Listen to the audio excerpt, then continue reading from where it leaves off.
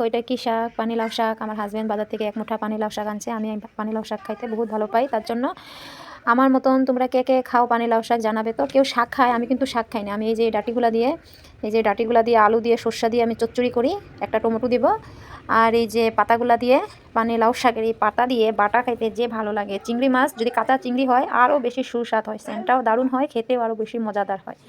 যেহেতু আমার কাছে এখন চিংড়ি নাই, আমি খালি লাউ শাকেরই বাটা করব। আর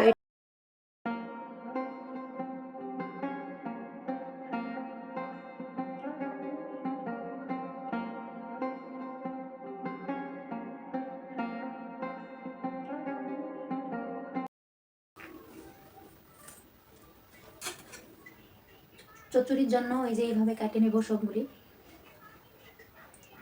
এগুলো চচ্চড়ির জন্য। আর বাকিটা শাক করবো, হাজবেন্ডের শাক খাবে, তাই এসব শাকের জন্য প্রথমে আমি আমার চচ্চড়িটা বানিয়ে নিই।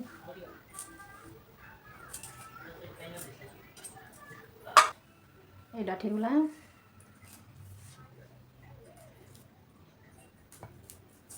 অল্প লম্বা লম্বা করে রাখতে লাগে, তাতে চাবায় খাইতে ভালো।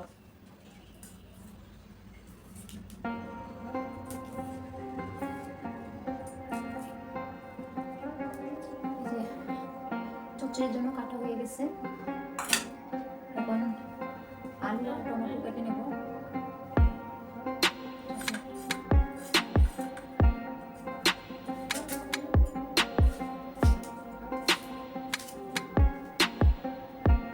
চচ্চড়ির জন্য আলু এইভাবে কাটতে হয়, ডাঁটির সাথে মিলে গেছে আলুটা।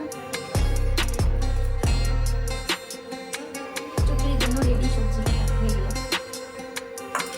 এক মুঠা লাউ শাকে কত কিছু না হয়, দেখো এখানে এটা শাকের জন্য করছি, এটা শাক করছি, এটা শাক করবো, হাজবেন্ডের খাবে শাক। আর এখানে এই যে বাটা করবো, এক মুঠা শাক দিয়ে 3টা আইটেম করবো। আর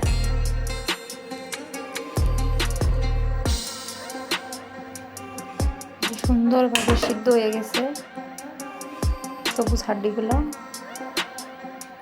পানিলাউয়ের হাড্ডি।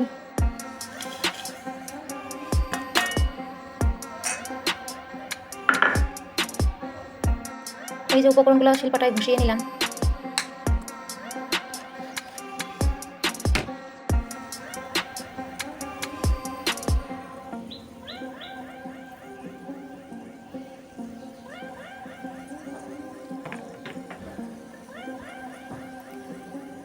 গরম তেলে দিমু পেঁয়াজ ছেড়ে,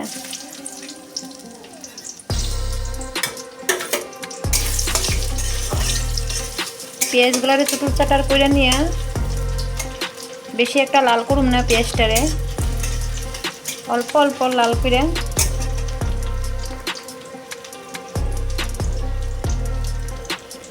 দিমু লাউ ডাঁটিগুলা ছাইরা।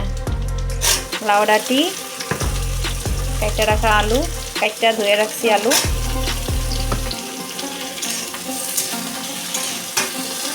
জিব্রাটার স্বাদ অনুযায়ী লবণ। এখানে লাউ ডাঁটি আর আলুর সৌন্দর্য বাড়ানোর কারণে অল্প হলুদ মেখে দিলাম শরীরে।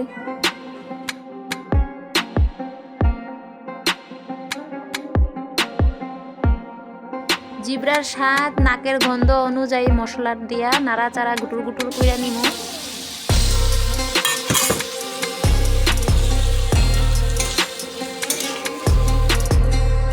এখানে কেটে রাখা গোলগাল লাল টমাটার দিলাম।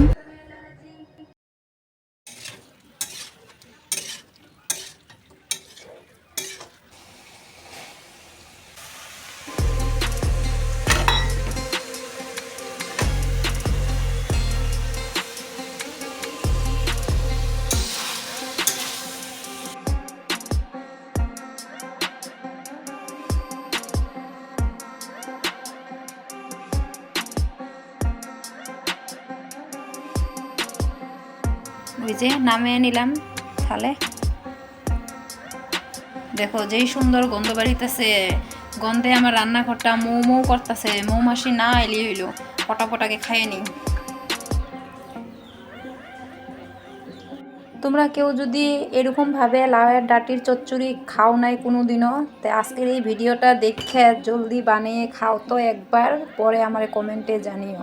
যে টেস্টি, যে সুস্বাদ। আমি কয়েকবার খাইছি, আজকেও খামো। যদি খাওয়ার কারোর ইচ্ছা করছে আইসা পড়ো।